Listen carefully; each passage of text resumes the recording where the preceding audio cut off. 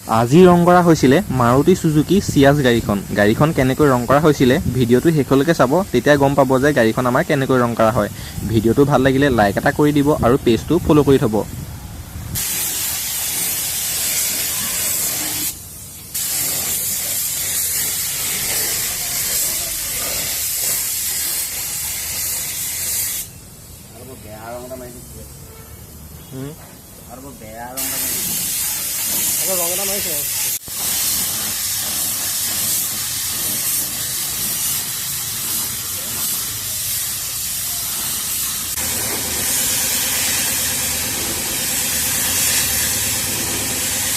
দেখিছেনে ধুনীয়াকৈ লাইট মানে শ্বাইনিংটো আহি আছে আৰু এইটো মানে আপোনাৰ ফিনিচিং মাৰিছে লাষ্ট।